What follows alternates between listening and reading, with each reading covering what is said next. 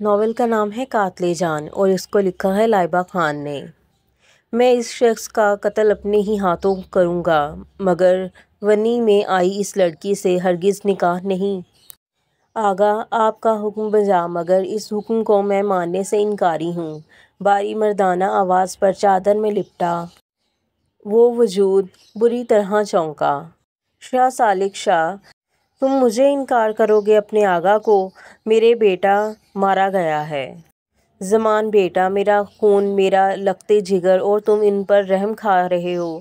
2 دن رو کر وہ پرسکون ہو جائیں گے اور میں انہیں سکون میں نہیں دیکھنا چاہتا۔ اگر تم نے میرا حکم نہ مانا تو تمہارا چھوٹا بھائی ہے، وہ لائے گا اس ونی کو اس کی اصل منزل کی جانب۔ آغا جان کی باروب آواز پر وہ سرخ آنکھیں لیے تنے ہوئے اعصاب سے بامشکل خود کو کچھ کہنے سے باز رکھے ہوئے تھا۔ سیاہ شلوار سوٹ پر سفید شال کندھوں پر ڈالے، بڑھی ہوئی داڑھی، سیاہ پراسرار آنکھیں، وہ دکھنے میں کسی ریاست کا شہزادہ تھا، یا واقعی وہ اپنی حویلی میں آن بان شان رکھنے والا شہزادہ ہی تو تھا، ایک مغرور شہزادہ، باغی اور نہایتی ہٹ درم۔ سید سالک شاہ نے اپنی بائیں جانب سائیڈ نگاہ ڈالی جہاں 15 سالہ اس کا بھائی کھڑا نہایت ہی غصہ میں دکھائی دے رہا تھا۔ سالک شاہ نے نگاہ پھیر کر دور عورتوں میں کھڑی اس سیاہ شال میں لپٹی اس لڑکی پر نظر ڈالی جس کی سیاہ سحرانہ آنکھیں اس پر ایک نگاہ ڈال ہٹ گئیں۔ وہ بھی نگاہ پھیر گیا اور پھر اگلے ہی لمحہ اعلان ہو گیا، وہ سالک شاہ کے نکاح میں دے کر ونی کر دی گئی۔ سالک شاہ کا چہرہ ضبط اور غصے سے لال بھبوکا ہو رہا تھا۔ آپ کو پچھتانا ہوگا آغا سالک شاہ، جیسے باغی انسان سے ٹکر لے لی آپ نے، یہ بوڑھے کندھے میرے جلال سہنے کی ہمت نہیں رکھتے۔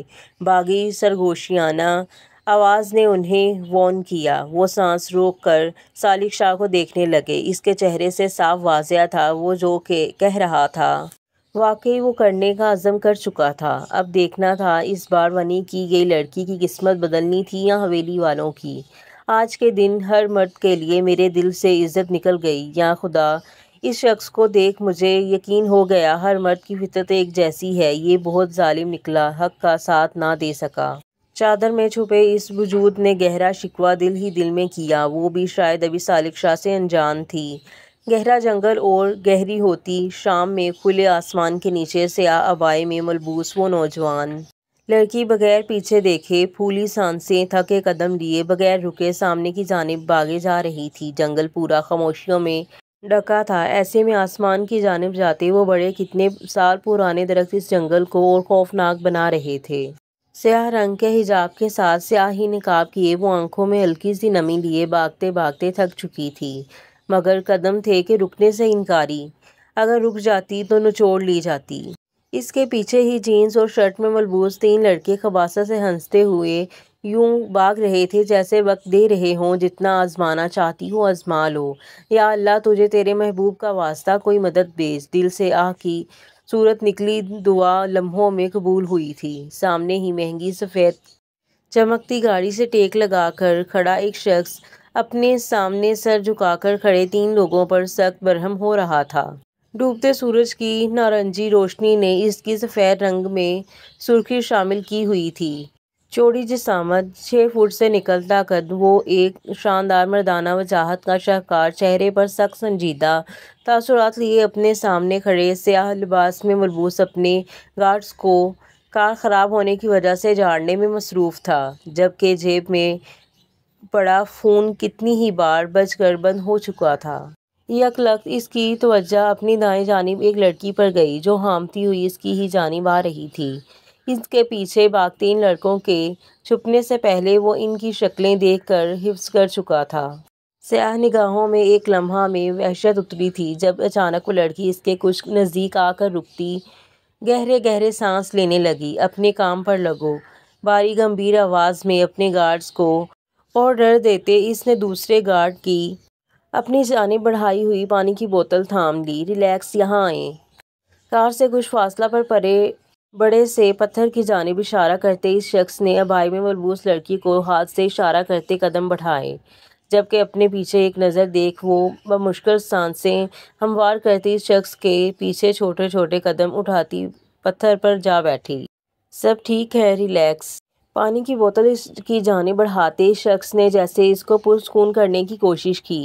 میرا فون چارج نہیں، آپ کا فون مل سکتا ہے کال کرنے کے لیے؟ اس لڑکی کی زبان سے بمشکل ٹوٹ ٹوٹ کر لفظ ادا ہوئے، جبکہ آواز اتنی مدھم تھی کہ اگر وہ پوری طرح اس کی جانب متوجہ نہ ہوتا تو سن نہ سکتا۔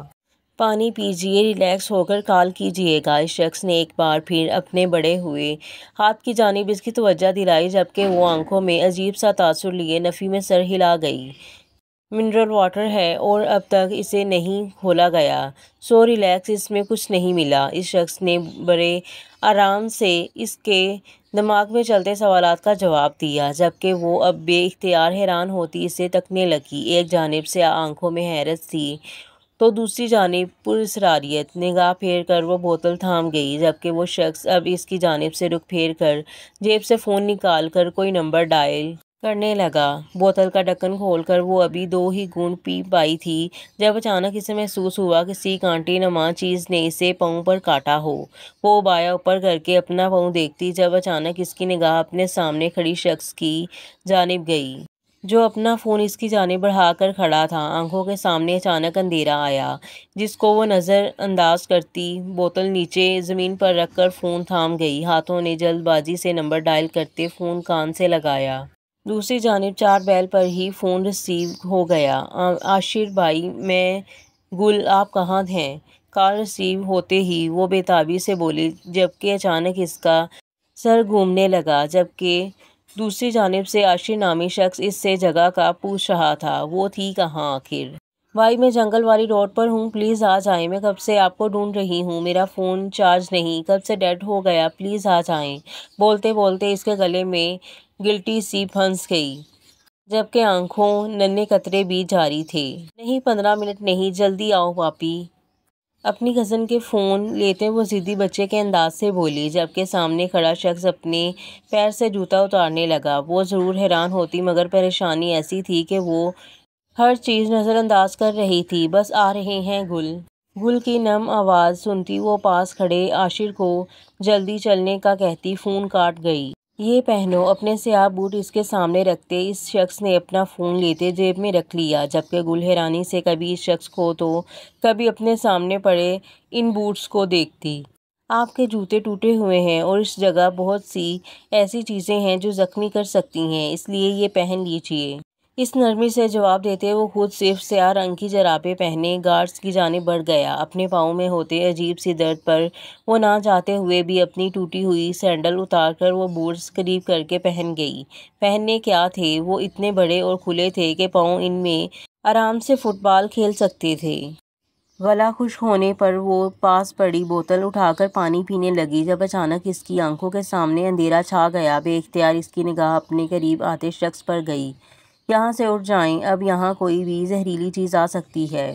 وہ شخص اس کے آگے بھی کچھ بول رہا تھا، مگر وہ لڑک کر پتھر سے زمین بوس ہوئی تھی۔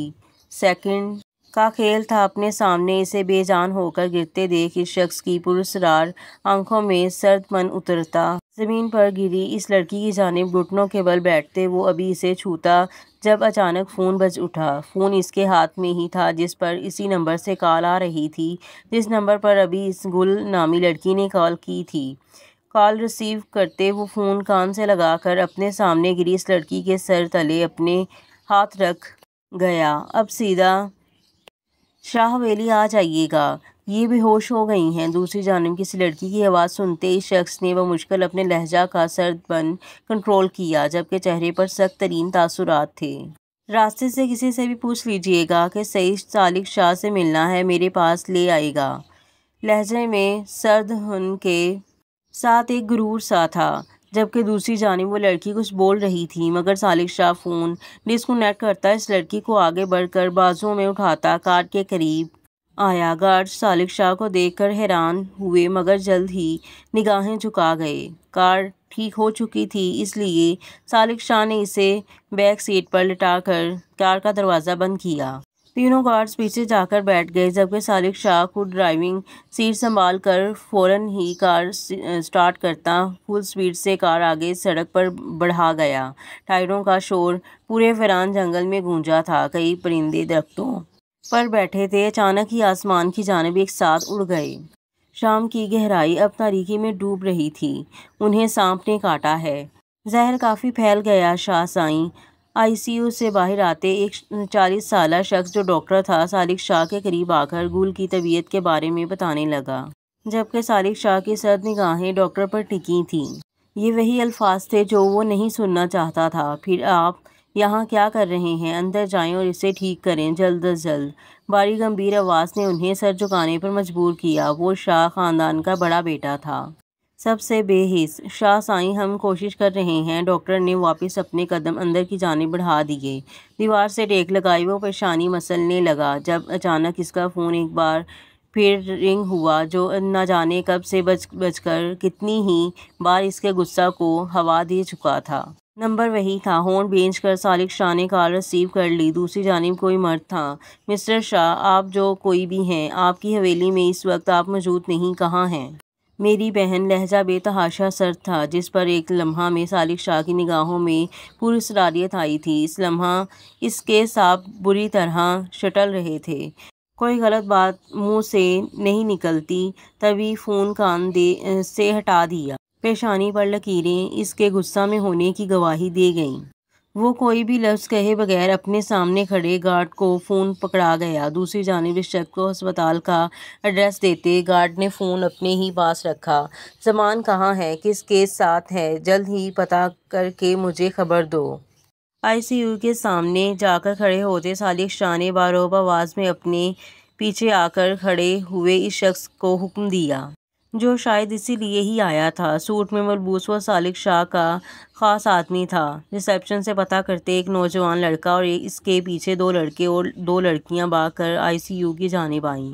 इनके चेहरे पर परेशानी रकम थी। आईसीयू के बाहर 2 शख्स मौजूद थे, एक जिसकी पुश्त इनकी जानिब थी और दूसरा स्याह सूट में मलबूस जो यकीनन गार्ड था। आशिर भाई, इनसे पूछें।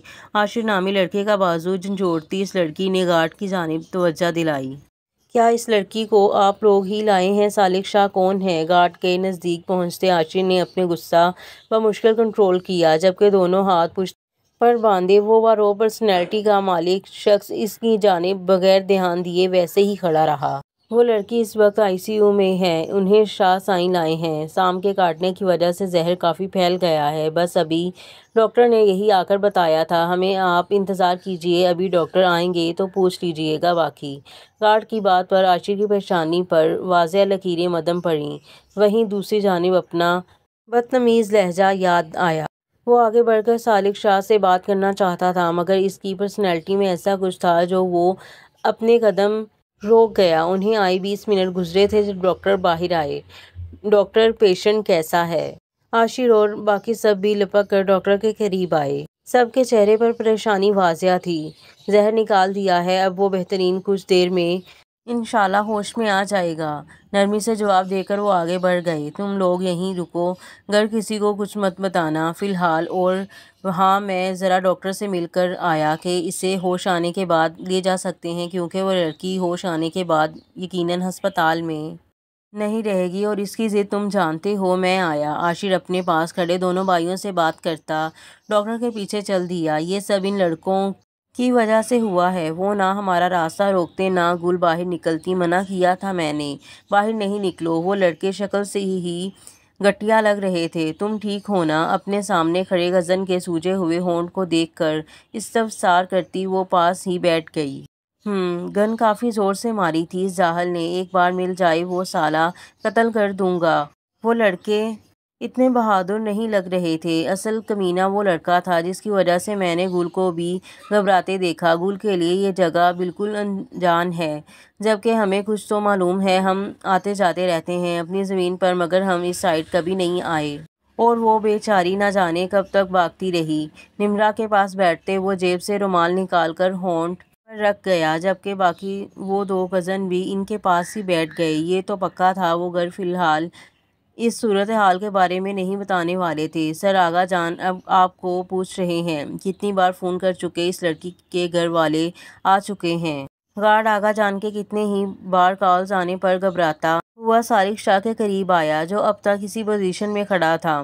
آج آپ سب شاہ حویلی کے مہمان ہیں، اس لیے آپ ہمارے ساتھ ہی چلیے۔ پیشنٹ فی الحال کوئی بھی سفر نہیں کر سکتی اور شاہ حویلی میں ان کا خاصا خیال رکھا جائے گا۔ کب سے خاموش کھڑے سالک نے عاشر کے آتے ہی اس کی جانب رخ موڑتے باروب آواز سے بولتے گارڈ کو اشارہ کیا، جبکہ وہ سر ہلا کر جیب سے فون نکالتا سائڈ پر ہو گیا۔ گاڑیاں بھیجو۔ دوسری جانب کال ریسیو ہوتے گارڈ نے بس 2 لفظ ادا کر کے فون کاٹ دیا۔ آپ کا بہت شکریہ، آپ کا احسان ہے ہم پر، مگر ہم آپ کو اور پریشان نہیں کر سکتے۔ ہمارا گھر ہے، ہم یہاں وہاں رہ لیں گے۔ سالک کا شکریہ ادا کرتے عاشر نے نرمی سے اسے انکار کیا۔ آپ سالک شاہ کو انکار نہیں کر سکتے، گاڑیاں آتی ہوں گی، ہسپتال میں رات کو کوئی نہیں ہوتا، کوئی ایمرجنسی ہو تب ہی ہوتے ہیں، اور دوسرا اگر احسان مان رہے ہیں تو میری بات مان لیجیے۔ ساحل کا انداز نارمل تھا، مگر اس کا لہجہ اتنا پاورفل تھا کہ اب کی بار عاشر انکار نہیں کر سکا۔ بس اپنے قریب کھڑے بائی کی جانب دیکھ کر اس کے ہاں میں سر ہلانے پر سالک کی بات مان گیا۔ کہاں تھے آج؟ باری سرد آواز اس اندھیرے میں ڈوبے کمرے میں گونجی۔ اس پاس اتنی خاموشی تھی کہ سامنے کرسی پر بندھے شخص کی سانسیں چلنے کی آواز بھی گونج رہی تھی۔ کون ہو تم؟ جہاں کہیں بھی ہو میں ہاں، تمہارا کیا مطلب؟ لہجہ میں گھبراہٹ ہوتے ہوئے بھی وہ جواب دینے سے نہ کترایا۔ اب تک اپنے نامہ اعمال کو مکمل کر ہی چکے ہو، اور جب وہ مکمل ہو جائے تو بقیہ موت ہی تو رہ جاتی ہے۔ آواز میں عجب سی پراسراریت تھی۔ کھڑکی سے آتی ہلکی سی روشنی میں کرسی پر بندھے شخص کے ماتھا پر پسینے کی بوندیں چمکنے لگیں، آنکھوں میں گھبراہٹ تھی۔ شام سے ہی تو وہ یہاں بند تھا، نہ جانے کون تھا، کہاں لایا تھا۔ اسے یاد تھا وہ اپنے کمرے میں سویا تھا اور جب آنکھ کھلی تو تب سے یہیں اندھیرے میں پڑا تھا۔ کچھ دیر پہلے اسے کسی کی آہٹ محسوس ہوئی تھی، اور اب کوئی پراسرار سا وجود اس کے سامنے تھا جس کو وہ دیکھ نہ سکا، مگر ان الفاظ کی وحشت، اس آواز میں چھپی دہشت نے اسے خوفزدہ کیا تھا۔ کیا بکواس ہے؟ تم جانتے ہو کون ہوں میں؟ ہاں، میرے ایک اشارے پر دفنا دیے جاؤ گے۔ شاہ سلیمان کا بیٹا ہوں میں۔ آغا جان کو جانتے نہیں تم؟ درندگی کی مثال سالک شاہ کا بھائی ہوں میں۔ تم نے مجھ پر ہاتھ ڈال کر صحیح نہیں کیا تم۔ ابھی وہ اپنے الفاظ مکمل کرتا جب اچانک وہ وجود کرسی کے ارد گرد ہاتھ رکھتے اس کے قریب جھکا۔ روشنی سیدھا اس شخص کی نگاہوں پر جا رکی۔ زمان کی چہرے کو رومال سے ڈھانپے وہ اس وجود اس کے سامنے تھا، بس آنکھیں تھیں اور ان میں وحشت سی وحشت۔ اور اگر اسی درندے کو معلوم ہو جائے کہ کیسے جانور ہو تم؟ ہاں، جبڑے سختی سے دبوچے شخص نے اگلے ہی پل زمان کے پیٹ میں اتنی زور سے ٹانگ ماری کہ وہ کرسی سمیت پیچھے کو جا گرا۔ کیا مطلب کون ہو تم؟ اس کے الفاظوں سے اسے اپنے قریب خطرے کی گھنٹیاں بجتی محسوس ہوئیں۔ تمہاری موت تم جیتے جی نہیں جان سکو گے۔ تمہیں کس نے مارا اور یہ سزا ہوگی، اور کیوں مارا یہ ضرور جان کر مرو گے۔ زمین پر گرے زمان کے قریب پنجوں کے بیٹھتے اس شخص نے زمان کا چہرہ اس قدر زور سے پکڑا کہ وہ کراہ کر رہ گیا۔ اور یہاں پر ایپیسوڈ کا اختتام ہوتا ہے، اور ملتے ہیں اگلے ایپیسوڈ میں۔ چینل کو لائک کر دیں، سبسکرائب کر دیں، بیل آئیکن کو کلک کر دیں اور مجھے دیں تب تک کے لیے اجازت۔ اللہ حافظ۔